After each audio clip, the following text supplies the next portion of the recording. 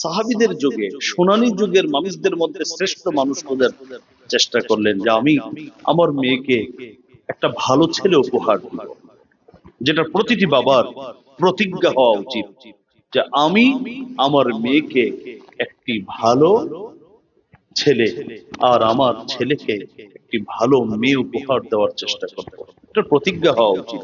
হযরত আয়েশা বলেন, যখন নবীজি ইতিকাফ করতেন তখনও নবীজি মসজিদে থাকতেন কিন্তু মাথাটা বাহির করে দিতেন। হযরত আয়েশা বলেন, আমি আমার নবী, আমার প্রিয়তম স্বামী, তার মাথা নিজের হাতে ধুয়ে দিতাম, আমি নবীজির চুলগুলো সুন্দর করে আঁচড়িয়ে দিতাম। বুখারী শরীফের হাদিস। আমি জানি না আমার কয়জন মা বোন তাদের জীবনে এই কাজটা করেছেন। অর্থাৎ সারা বছর তো করতেন, ইতিকাফের অবস্থায়ও নবীজির খেদমতের জন্য বলতেন যে আপনি মেহেরবানি করে আপনার মাথাটা আমার দিকে দেন, আমি একটু ধুয়ে দেই, পরিষ্কার করে। পরের হাদিসটিও বুখারী শরীফের হাদিস। ওই হাদিসে চমৎকার ভাবে ফুটে উঠেছে যে স্ত্রী স্বামীর খেদমত করতে করতে স্বামী বিদায় নিয়েছেন, এটা ছিল তাদের অহংকার। আর এখন স্বামীর খেদমত না করতে পারা, এটা হলো অহংকারের বিষয়, যে আমার ঘরে আমি কোনো কাজ করি না, ধরি না। আমার সৌভাগ্য আমার স্বামীর খেদমত করার এই যে মানসিকতা থাকার কারণে, এটা আমি আমার স্বামীকে বুঝতাম কখন কি চান, কি দরকার। এই জন্য অসুস্থতার সময় তিনি আমার কাছে ছিলেন, আর তখন যখন তিনি ইন্তেকাল করছিলেন আমার বুক এবং ঠোঁট এই দুটার মাঝখানে বিশ্বনবী শুয়েছিলেন। ঠিক ওই অবস্থায় আল্লাহ রাব্বুল আলামিন নবীকে পৃথিবী থেকে নিয়ে গেছেন। মুহতারাম হাজিরিন, এটা বুখারী শরীফের হাদিস। এই ছিল নবীর স্ত্রী, নবীর সন্তান, নবীর যুগের সাহাবীদের স্বামীর খেদমতের কিছু দৃষ্টান্ত। সম্মানিত হাজিরিন, স্বামীর প্রতি স্ত্রীর দায়িত্ব এবং কর্তব্যের মধ্যে একটি হচ্ছে স্ত্রী সাধ্য অনুযায়ী স্বামীর সেবা যত্ন করবে, স্বামীর খেদমত করবে। নফল ইবাদত করলে যেভাবে মানুষ সওয়াব পায়, ঠিক তদ্রূপ কোন স্ত্রী যদি স্বামী অথবা সন্তানকে লালন পালনে সময় দেয়, আশা করা যায় আল্লাহ রাব্বুল আলামিন তাদেরকেও এই নফল ইবাদতের সওয়াব দান করবেন। খেদমত কাকে বলে একটু ভালো করে এই বিষয়টা বোঝা দরকার। একটা হচ্ছে স্বামী কোনো কাজ করতে বলেছেন, নির্দেশ দিয়েছেন তুমি আমার জন্য এক গ্লাস পানি নিয়ে আসো, পানি নিয়ে আসছে, এটাকে আমরা বলে থাকি তামিরে ইরশাদ। সে আদেশ পালন করেছে, সে অবাধ্য নয়, বাধ্য। খেদমত এটাকে বলা হয় না, খেদমত বলা হয় মখদুম, যার খেদমত করা হচ্ছে তার কখন কোনটা প্রয়োজন, ভালো করে বুঝবেন। খেদমত বলা হয় আমি যার খেদমত করব, যার সেবা করব, তার যখন যা প্রয়োজন বলার আগে নিজের বুঝ থেকে, বিবেচনা থেকে তার জন্য সেটা ব্যবস্থা করে দেওয়ার নাম হলো খেদমত। আর কোন কাজ করতে বলা হয়েছে সেটা করেছে, এটা হলো আদেশ পালন করেছে। আমরা যে বিষয়টা আলোচনা করছি সেটা হলো খেদমত। স্বামী কাজ করে ঘরে ঢুকেছে, এখন স্ত্রী এই মুহূর্তে তার কোন খেদমতটা করতে হবে, এটা সে তার বিবেক, বুদ্ধি, বিবেচনা খাটিয়ে সে কাজটা করবে, এর নাম হলো খেদমত। এটা প্রতিটা স্ত্রীর জন্য, সে মর্যাদাগত ভাবে, সামাজিক মর্যাদাগত ভাবে যত বড়ই হোক না কেন, যত ছোটই হোক না কেন, শিক্ষার ক্ষেত্রে তার শিক্ষা দীক্ষা যত বেশি থাকুক না কেন, যদি বিবাহিত হয়ে থাকে তাহলে তার জন্য স্বামীর খেদমত করা সামর্থ্যের মধ্যে তার জন্য ওয়াজিব, অবশ্যই পালনীয়। এ বিষয়ে ইসলাম কি বলে, কোরআন হাদিস কি বলে, আমরা একটি একটি করে আলোচনা শুনব। প্রথমত সহিহ মুসনাদ আহমদের হাদিস, মুসনাদ আহমদের একটি সহিহ হাদিস, হাদিসের বর্ণনাকারী হযরত হুসাইন ইবনে মিহসান রাদিয়াল্লাহু তাআলা আনহু, হযরত হুসাইন ইবনে মিহসান বলেন, ইন্না আম্মাতান লাহু আতাত النبي صلى الله عليه وسلم في حاجة ففرغت من حاجاتها। হযরত হুসাইন ইবনে মিহসান রাদিয়াল্লাহু তাআলা আনহু থেকে বর্ণিত, তিনি বলেন যে তার ফুপি একবার কোন এক প্রয়োজনে রাসূল করিম সাল্লাল্লাহু আলাইহি ওয়াসাল্লামের কাছে আসলেন। ফাফারাগাত মিন হাজাতিহা, প্রয়োজন সম্পন্ন হলো। এখন হযরত হুসাইন ইবনে মিহসানের ফুপি নবীর খেদমত থেকে চলে যাবে। ঠিক ওই মুহূর্তে فقال لها النبي صلى الله عليه وسلم أذات زوج لها أنت أذات زوج لها أنت। নবীজি হযরত হুসাইন ইবনে মিহসানের ফুপিকে প্রশ্ন করলেন, আচ্ছা তোমার কি স্বামী আছে, তুমি কি বিবাহিত? বিবাহিতা? হযরত হুসাইন ইবনে মিহসানের ফুপি বললেন, হ্যাঁ আমি বিবাহিতা। قالت نعم قال كيف أنت له। নবী বললেন, তুমি তোমার স্বামীর কাছে কেমন? তোমার খেদমত, তোমার আচরণ, তোমার ব্যবহারে তুমি তোমার স্বামীর কাছে কোন পর্যায়ে আছো? তোমার স্বামী কি তোমার প্রতি সন্তুষ্ট না অসন্তুষ্ট? হযরত হুসাইন ইবনে মিহসান রাদিয়াল্লাহু তাআলা আনহুর ফুপি তিনি জবাবে বললেন, মা আলুহু ইল্লা মা আজিজতু আন। ও নবীজি, আমি তার খেদমতে, তার সেবা যত্নে কোনো কমতি করি না, তবে যখন সামর্থ্যের বাহিরে চলে যায় সেটা তো আর আমার কিছু করার নেই। অর্থাৎ সাধ্যের সবটুকু দিয়ে আমি আমার স্বামীর খেদমত করি, সেবা যত্ন করি। قال فانظري أين أنت منه فإنما هو جنتك ونارك। নবীজি বললেন, লক্ষ্য রাখবে, সবসময় খেয়াল রাখবে তুমি তার কাছে কেমন, তোমার আচরণে, বিশেষ করে তোমার সেবা যত্নে তিনি সন্তুষ্ট কিনা, এটা কিন্তু তুমি খুব বেশি খেয়াল রাখবে। কেননা فإنما هو جنتك ونار، নিশ্চয়ই তোমার স্বামী তোমার হয়ে জান্নাত হবে, না হলে তোমার জাহান্নাম।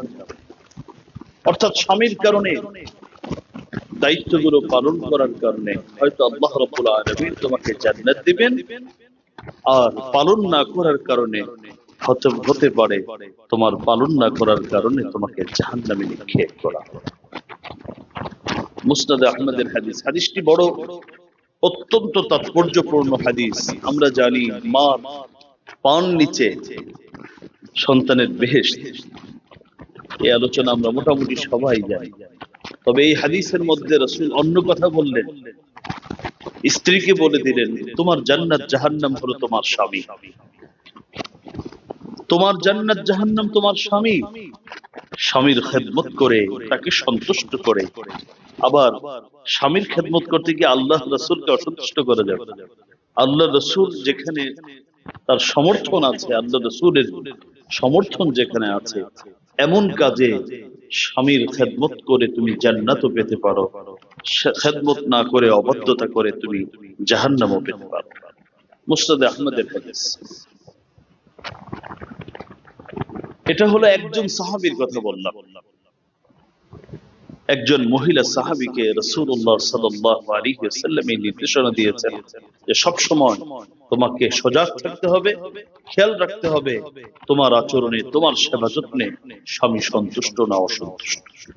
যদি সন্তুষ্ট হয় তোমাকে আল্লাহর জান্নাতের পথে তোমাকে অগ্রসর করা হবে, আর যদি অসন্তুষ্ট হয় তুমি জাহান্নামের পথে অগ্রসর হচ্ছ। সাহাবায়ে কেরাম একজন নন, সামনের হাদিসের মধ্যে আসবে যে সাহাবায়ে কেরামের চরিত্র ছিল যে তারা তাদের মেয়েদেরকে যখন স্বামীর বাড়িতে পাঠাতেন তারা কিছু বিশেষ উপদেশ দিতেন। এর মধ্যে একটি হলো স্বামীর খেদমত করবে, সেবা করবে। আসুন হাদিস শরীফে রাসূল কি বলেছেন।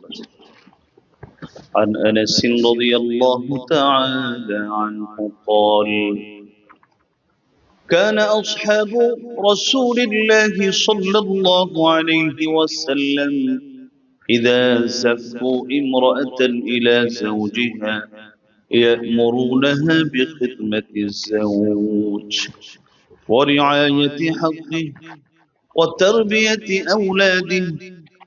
মুসান্নাফ ইবনু আবি শাইবা।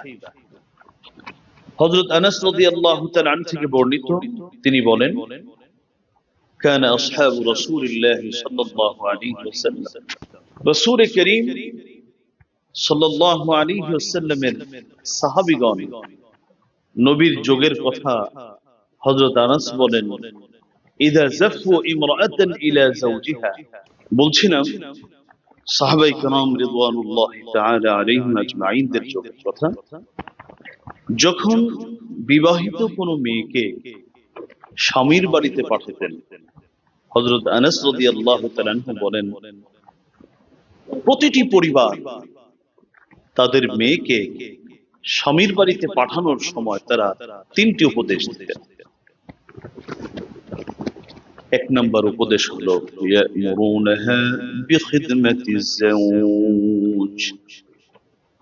ইয়ামুরুনাহা বিখিদমাতিজ যাওজ, এক নম্বর যে উপদেশটি প্রতিটি পরিবার সবাই মিলে সম্মিলিতভাবে তাদের মেয়েকে যে উপদেশটা দিতেন সেটা হলো, তুমি কিন্তু তোমার স্বামীর যথাযথ খেদমত করবে।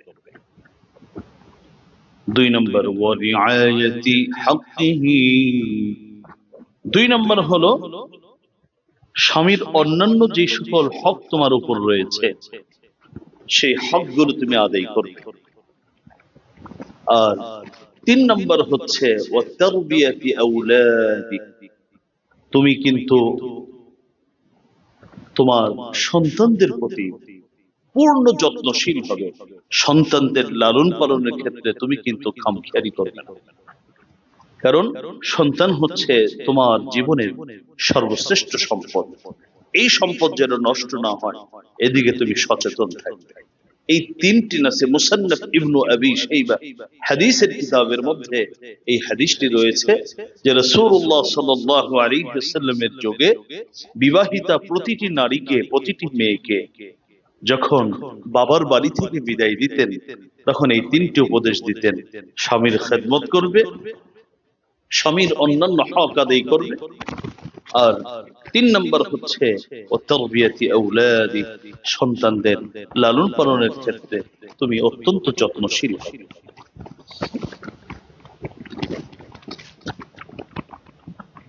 তিন নম্বর স্বামীর খেদমত সম্পর্কিত আমরা অনেক সময় মনে করি, যদি একটু গরিব গরিব দেখে নরমাল বংশ থেকে যদি বিবাহ শাদী করে তাহলে সেই স্ত্রী সে কাজ করবে।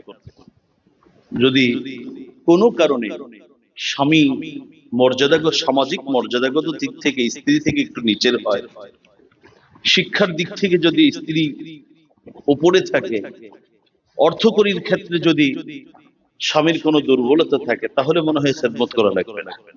বিষয়টি এমন না, বিষয়টি এমন নয়। আমি আপনাদেরকে এ মর্মে একটি হাদিস শোনাবো, দুটি হাদিস। একটি হাদিস অনেক বড়, আমি সার নির্যাস মূল কথাগুলো শোনাবো। আরেকটি হাদিস ছোট, একটি হলো বুখারীর হাদিস, আরেকটি হলো সহিহ মুসলিমের হাদিস। হাদিসটি বুঝার আগে আপনাদেরকে অন্য আরেকটি কথা বোঝানো দরকার। সাইয়্যিদুনা আবু বকর সিদ্দিক রাদিয়াল্লাহু তাআলা আনহু এমন এক সাহাবী, সুবহানাল্লাহি ওয়া বিহামদিহি, যার উপর এবং নিচ, বাবা মা যা আছে সবাই শুধু মুসলিম নন, তারা নবীর সাহাবী ছিলেন। সন্তান নাতি পুতি সব নবীর সাহাবী। তিনি কুরাইশ বংশের থাকলেও সপ্তম পুরুষ, নবীজির বংশের যে ধারা আর হযরত আবু বকরের বংশের যে ধারা, সপ্তম পুরুষও গিয়ে দুটো ধারা এক হয়ে গেছে। অর্থাৎ নবীর যে বংশ সাইয়্যিদুনা আবু বকর সিদ্দিক রাদিয়াল্লাহু তাআলা আনহুর বংশ একই। হযরত আবু বকর সিদ্দিক রাদিয়াল্লাহু তাআলা,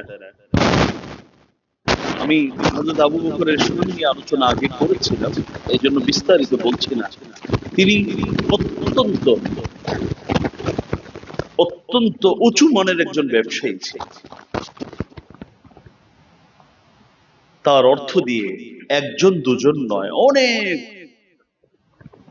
অনেক গোলাম সাহাবীকে তিনি নিজের অর্থ দিয়ে অর্থায়নে তাদেরকে মুক্ত সাহাবীতে পরিণত করেছেন। হযরত বিলাল হাবশী রাদিয়াল্লাহু তাআলা আনহু তাদের মধ্যে একজন। তিনি তার ব্যবসার অর্থ থেকে, লভ্যাংশ থেকে, কখনো বা পুঁজি ব্যবহার করে তিনি বহু সাহাবীকে মুক্ত করেছিলেন, স্বাভাবিক জীবন যাপনে তাদেরকে সুযোগ করে দিয়েছিলেন। আর তার মর্যাদা সম্পর্কে কি বলবো? কোন হাদিসের মধ্যে আসছে আবু বকর হচ্ছে এই উম্মতে মুহাম্মাদীর সর্বশ্রেষ্ঠ জ্ঞানী। সাহাবায়ে কেরাম বলতেন যে আবু বকর হুয়া আলামুনা, আবু বকর হচ্ছে আমাদের মধ্যে সবথেকে বড় জ্ঞানী। অন্য হাদিসের মধ্যে রাসূল সাল্লাল্লাহু আলাইহি ওয়াসাল্লাম বলেছেন যে আবু বকর হচ্ছে আমার এমন এক উম্মত, জান্নাতে আমার প্রতিটি উম্মত জান্নাতে ঢোকার জন্য ব্যস্ত হবে, আর আবু বকরকে জান্নাতের প্রতিটি গেট বরণ করবার জন্য পাগল হয়ে থাকবে। সবাই বলবে তুমি আমার মধ্যে দিয়ে প্রবেশ করো।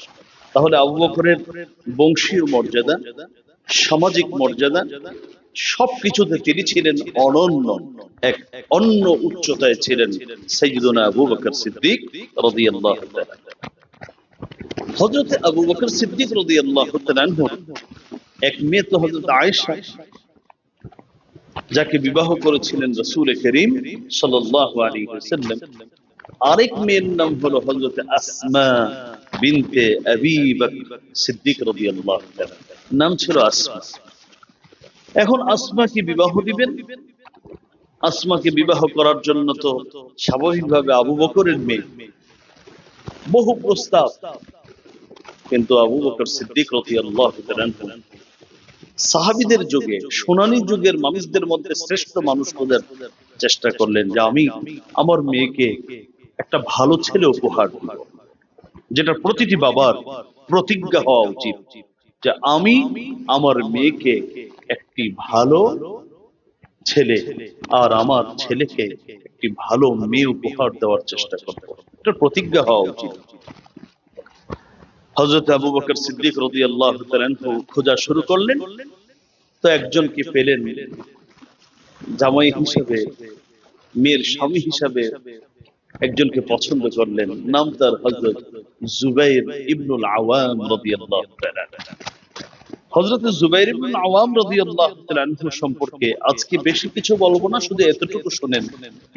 হযরত জুবাইর ইবনুল আওয়াম রাদিয়াল্লাহু তাআলা তিনি হলেন এতটা উচ্চ মর্যাদা সম্পন্ন সাহাবী, লক্ষাধিক সাহাবীর মধ্যে মাত্র 10 জন সাহাবী পৃথিবীতে থাকা অবস্থায় সরাসরি আল্লাহর জান্নাতের সুসংবাদ পেয়েছিলেন।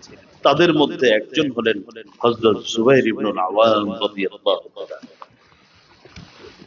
6 জন উপদেষ্টা ছিলেন সাহাবীদের মধ্যে, যারা খলিফা নির্বাচন করতেন। হযরত ওমর রাদিয়াল্লাহু তাআলা আবু বকরের উপরে খলিফা হবেন, যে 6 জন পরামর্শ করে এই সিদ্ধান্ত নিয়েছিলেন, তাদের একজন হলেন হযরত জুবাইর ইবনুল আওয়াম রাদিয়াল্লাহু তাআলা। যেহেতু শুধু সাহাবী না, হীরার টুকরা সন্তান, এই জন্য নিজের মেয়েকে আসমা বিনতে আবি বকরকে বিবাহ দেওয়ার সিদ্ধান্ত নিলেন কার কাছে? জুবাইর ইবনুল আওয়ামের কাছে। কিন্তু হযরত জুবাইর ইবনুল আওয়াম রাদিয়াল্লাহু তাআলা আনহু ছিলেন অত্যন্ত গরীব। গরীব কোন পর্যায়ের গরীব শুনেন এবার বুখারী শরীফের হাদিসে কি আসছে।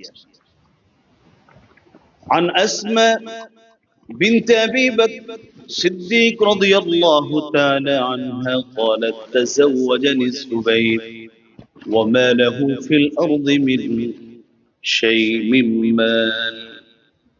হযরত আসমা বিনতে আবি বকর বলেন, আমাকে আমার বাবা বিবাহ দিলেন জুবাইর ইবনুল আওয়ামের সাথে, আমাকে বিবাহ করলেন জুবাইর ইবনুল আওয়াম। তার এক ইঞ্চি জমি ঘরের ভিতরে ক্ষেত খামার করবে তাও চাও, ওয়ালা মামলুক, কোন গোলাম বাদিও তার ছিল। তবে তার দুটো জিনিস ছিল, একটা হলো একটা উট ছিল আর একটা ঘোড়া ছিল। এগুলো দিয়ে তিনি কূপের ভিতর থেকে নিচ থেকে পানি উঠাতেন। কখনো কখনো এটা দিয়ে পানি সেচার কাজ করতেন। বিভিন্ন জায়গায় বর্গা দেয় না, আপনার আগে গরু দিয়ে যে চাষাবাদ করতে, এই কাজ করা। এই ছিল তার সহায় সম্পত্তি। কিন্তু তার আখলাক, চরিত্র, তার আমল, তার তাকওয়া দেখে সাইয়্যিদুনা আবু বকর সিদ্দিক রাদিয়াল্লাহু তাআলা তার পরিজাত টুকরা মেয়ে হযরত আসমাকে তার সাথে বিবাহ দিলেন। এই বড় হাদিসের মধ্যে আসছে, হযরত আসমা বলেন, আমি তো ঘরের কাজ করতাম, সাথে সাথে শুধু ঘরের খেদমত না, আমি জুবাইর ইবনুল আওয়ামের খেদমত করতাম, ঘরের কাজ করতাম। শুধু তাই নয়, আমি ঘোড়াকে লালন পালন করতাম, তার পরিচর্যা করতাম, তার জন্য খাদ্য আমি নিজে কাটতাম। নবীজি পরবর্তীতে বিশেষ এক কারণে তাকে এক টুকরো জমি দিয়েছিলেন, সেখানে কিছু খেজুর গাছ ছিল। সেই খেজুর গাছের খেজুরগুলো আমি অন্ধকারে গিয়ে নিয়ে আসতাম। অর্থাৎ আমি স্বামীর খেদমত, ঘরের খেদমত, এমনকি স্বামী যে ঘোড়াতে চড়েন বা কাজ করেন, আমি তারও খেদমত করতাম। বুখারী শরীফ।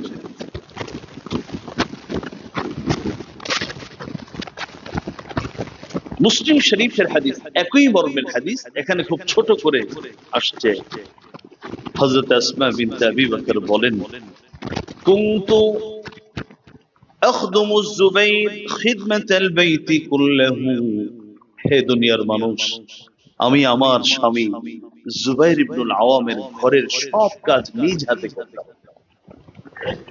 সব কাজ আমি নিজে করতাম, শুধু রান্না বান্না, কাপড় চোপড় ধোয়া, যা যা ঘরের যত যাবতীয় কাজ।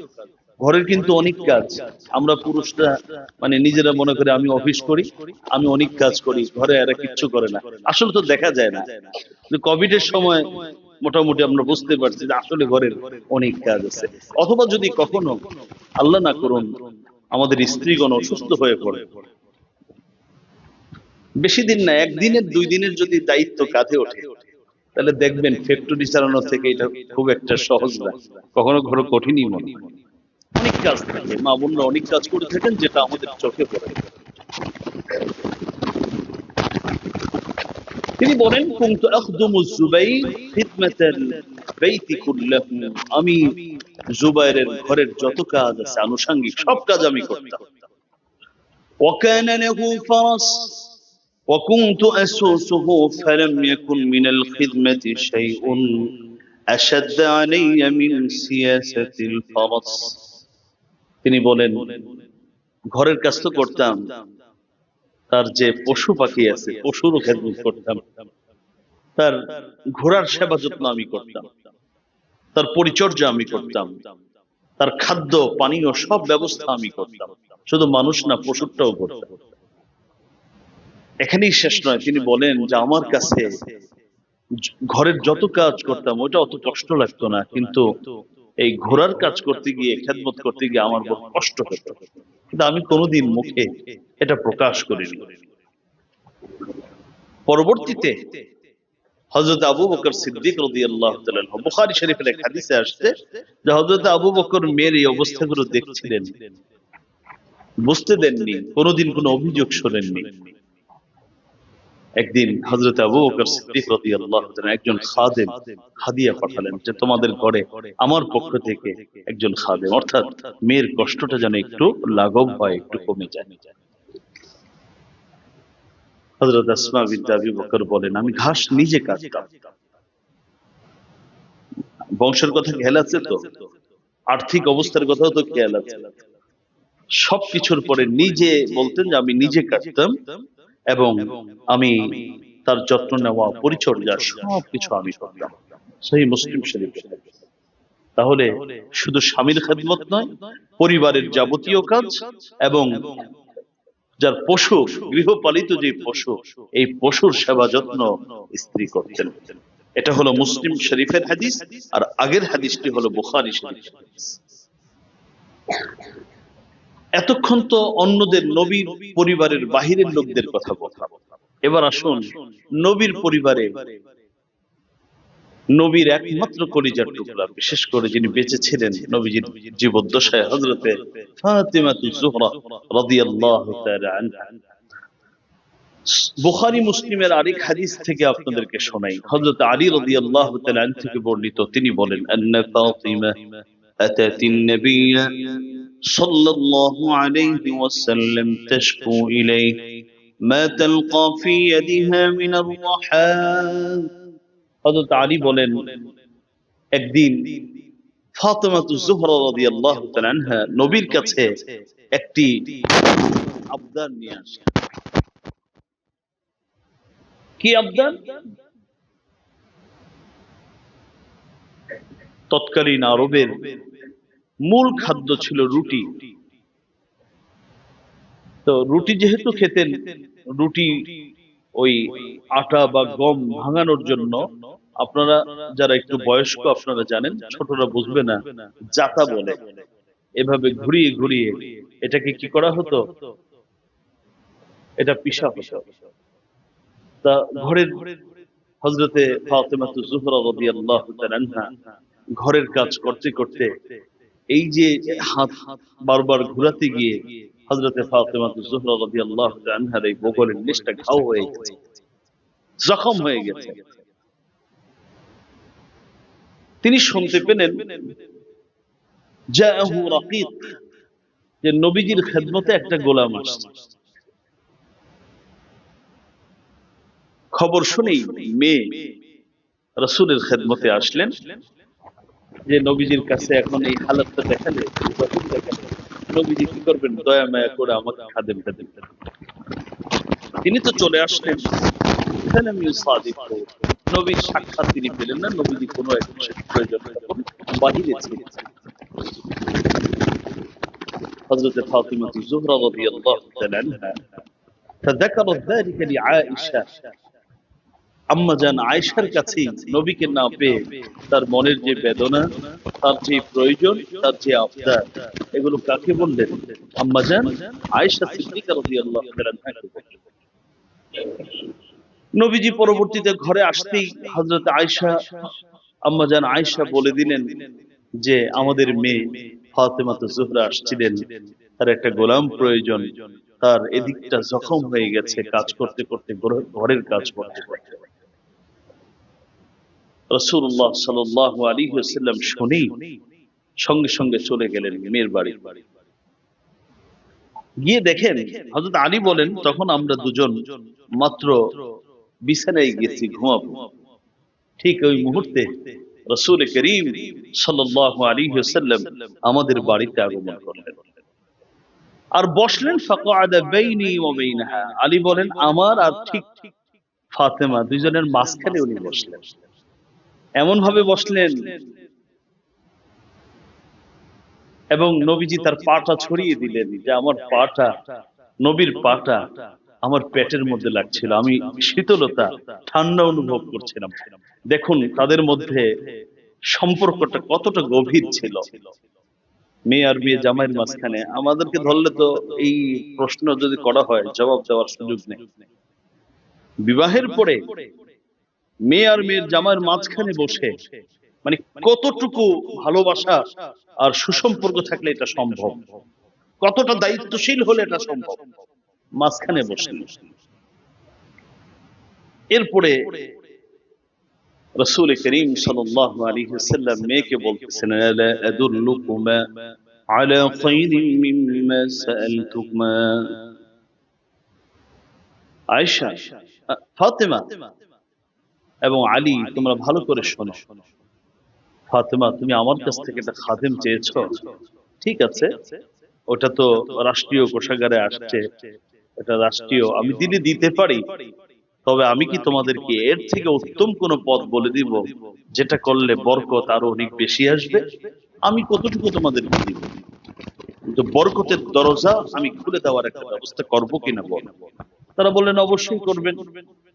এবার নবীজি বলেন ইদা আখাযতুমা মাযজা'কুমা ফাসাব্বিহা 33 واحمدا 33 وكبرا 33 فهو خير لكما من قادم। এবার নবীজি বললেন যখন তোমরা বিছানায় যাবে ঘুমানোর জন্য, তখন 33 বার পড়বে সুবহানাল্লাহ, 33 বার পড়বে আলহামদুলিল্লাহ, আর 33 বার পড়বে আল্লাহু আকবার। যদি এগুলি প্রতিদিন তোমরা স্বামী স্ত্রী আমল করতে পারো, আমি একজন খাদিম কিন্তু কয়দিন করে এটা শেষ, তোমাদের বরকত শেষ, বরং আমি একজন না দিয়ে তোমাদেরকে পারিবারিক বরকতের জন্য বরকত পাবার রাস্তা আমি বলে দিলাম, এই আমল করতে থাকো, আল্লাহ তোমাদেরকে বরকত দান করবে। বুখারী এবং মুসলিম শরীফ। তার মানে হলো বিশ্বনবী রাহমাতুল্লিল আলামিন, তার কলিজার টুকরা মেয়ে, যাকে বিবাহ করার জন্য তিনি যদি চাইতেন যে আমি কোন রাষ্ট্রপ্রধানের মেয়ের কাছে, কোন শাহজাদার কাছে দিব, সম্ভব ছিল।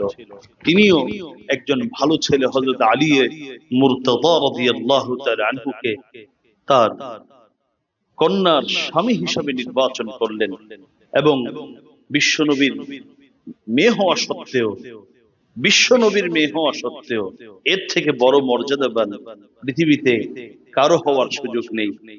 বিশ্বনবীর মেয়ে হওয়া সত্ত্বেও তিনি তার স্বামীর খেদমত করেছেন, এবং পরিবারের খেদমত করতে করতে এক পর্যায়ে জখম হয়ে গেছে। আমাদের এই যুগে যদি কাউকে এরকম জখম হইতো, সরাসরি সুপ্রিম কোর্ট, জজ কোর্টও না, গিয়ে ওখানে বলতো যে দেখেন এই যে নারী নির্যাতনের কিছু দৃশ্য আপনাদেরকে দেখায়। মুহতারাম হাজিরিন, হয়তো এই এলাকার কেউ করবে না, আমি আমার মিরপুরের কথা বলতেছি। বুখারী মুসলিম শরীফের হাদিস। এত হলো নবীর মেয়ের কথা বললাম, এবার আসুন নবীর স্ত্রী কিভাবে নবীর খেদমত করেছে। আমি দুটো হাদিস আপনাদেরকে বলি। প্রথম হাদিস হযরত আয়েশা সিদ্দিকা রাদিয়াল্লাহু তাআলা আনহা থেকে বর্ণিত। তিনি বলেন كان رسول الله صلى الله عليه وسلم يخرج رأسه إلي وهو معتكف فأغسله وكنت أرجل رأسه। হযরত আয়েশা বলেন আমি তো স্বামীর খেদমত করতাম, তো যখন নবীজি ইতিকাফ করতেন তখন তো মন ভরে আমি স্বামীর খেদমত করতে পারতাম না। হযরত আয়েশা বলেন যখন নবীজি ইতিকাফ করতেন তখনও নবীজি মসজিদে থাকতেন, কিন্তু মাথাটা বাহির করে দিতেন। নবীজি মসজিদের বর্ডারের ভিতরে থেকে মাথা বের করে দিতেন। হযরত আয়েশা বলেন আমি আমার নবী, আমার প্রিয়তম স্বামী, তার মাথা নিজের হাতে ধুয়ে দিতাম, আমি নবীজির চুলগুলো সুন্দর করে আঁচড়িয়ে দিতাম। বুখারী শরীফের হাদিস। আমি জানি না আমার কয়জন মা বোন তাদের জীবনে এই কাজটা করেছেন। অর্থাৎ সারা বছর তো করতেন, ইতিকাফের অবস্থায়ও নবীজির খেদমতের জন্য বলতেন যে আপনি মেহেরবানি করে আপনার মাথাটা আমার দিকে দেন, আমি একটু ধুয়ে দেই, পরিষ্কার করে। বুখারীর হাদিস। পরের হাদিসটিও বুখারী শরীফের হাদিস। ওই হাদিসে চমৎকার ভাবে ফুটে উঠেছে যে স্ত্রী স্বামীর খেদমত করতে করতে স্বামী বিদায় নিয়েছেন, এটা ছিল তাদের অহংকার। আর এখন স্বামীর খেদমত না করতে পারা, এটা হলো অহংকারের বিষয়, যে আমার ঘরে আমি কোনো কাজ করি না, ধরি না। হযরত আয়েশা সিদ্দিকা রাদিয়াল্লাহু তাআলা আনহা থেকে বর্ণিত সহিহ বুখারীর হাদিস, তিনি বলেন দাখালা আব্দুর রহমান ইবনে আবি বকর على النبي صلى الله عليه وسلم وأنا مسندته إلى صدري ومع عبد الرحمن سواك رطب ইয়াস্তান্নু বিহি। হযরত আয়েশা বলেন, আব্দুর রহমান ইবনে আবু বকর অর্থাৎ তার ভাই, আয়েশার ভাই আব্দুর রহমান ইবনে আবু বকর নবীর কাছে আসলেন। কখন আসলেন? আয়েশা বলেন, যখন আমার বুকের মধ্যে আমার নবীর মাথাটা আমি নিয়ে ধরে রেখেছিলাম, ঠিক ওই মুহূর্তে আসলেন। অর্থাৎ ইন্তিকালের আগের কথা বলা হচ্ছে। তিনি তখন খুব অসুস্থ ছিলেন। অসুস্থ স্বামীর মাথাটাকে, চেহারাটাকে নিজের বুকের সাথে লাগিয়ে রেখেছিলেন। ঠিক ওই মুহূর্তে ভাই আব্দুর রহমান ইবনে আবু বকর ঘরে আসলেন। ওমা আব্দুর রহমান সিওয়াকুন রাতবুন ইয়াস্তান্নু বিহি। ঘরে যখন ঢুকতেছেন তখন মিসওয়াক করছিলেন। আব্দুর রহমান ইবনে আবু বকর মিসওয়াক করতে করতে ঘরে ঢুকলেন। فأبده رسول الله صلى الله عليه وسلم بصره। আমার নবী দেখি আব্দুর রহমান ইবনে আবু বকরের দিকে তাকায় আছেন লোলুপ দৃষ্টিতে, খুব লোভ লোভ লাগতেছে। অর্থাৎ মিসওয়াক করাটা দেখে নবীজির খুব লোভ লাগতেছে, আমিও একটু মিসওয়াক করি। তবে নবীজি অসুস্থতার কারণে মিসওয়াক করার সামর্থ্য তখন ছিল না, এতটা অসুস্থ ছিল। فأخذت السواك فقصمته وطيبته ثم دفعته إلى النبي صلى الله عليه وسلم।